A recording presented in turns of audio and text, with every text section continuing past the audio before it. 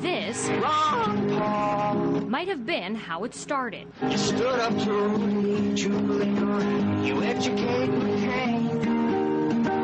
If we don't elect you, we'd be insane. They were people from all walks of life, rich, poor, young, and old, who were fed up with both parties and politics as usual. They were among the first to call for taking the country back. Still, many folks turned away, while the media simply made fun. If you pull up articles on you consistently, you'll see, on occasion, but consistently, there are a lot of people who describe you as a flake. I'm impressed that you dared to enter Ron Paul world. Good for you. What is this about? Who are his fans?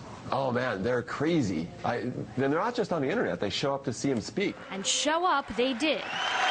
From internet money bombs to declaring a Ron Paul revolution, a movement much stronger than the media message behind it. The charade of the media in the United States can only go so far in denying reality from the American people. And that reality was harsh. So you're saying as a result of this, a bigger economic crisis is coming? Yeah, I think we're in the midst of one. And it was precisely that crisis that finally got the press to pay attention.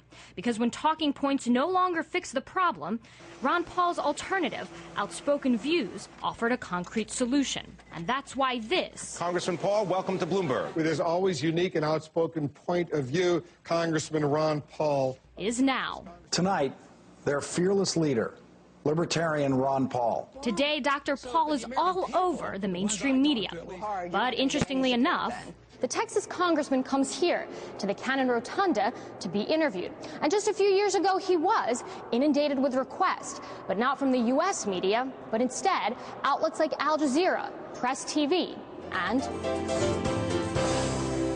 one political reaction seems to stand out, and that's Congressman Ron Paul. He joins me today. Some politicians here, including Congressman Ron Paul, warn that America may be heading in the wrong direction as a result. And one of the things the congressman has warned about for over 2 decades... This, I think, is one of your favorite subjects, the Federal Reserve. What do you think a potential audit of the Fed would expose? Would people be shocked what goes on in this institution behind closed doors? Well, the way the Federal Reserve is fighting to keep us from finding out what they're doing, it sounds like we will be shocked. But now the Fed might not have much of a choice, because the Republican congressman will be the new chairman of the Domestic Policy Subcommittee, a House panel that oversees the Federal Reserve, putting him in a tremendous position to use it as a good oversight committee of the Federal Reserve. That means more oversight and move toward a true audit of the Fed. An audit and perhaps even an end to the Fed that before was unthinkable,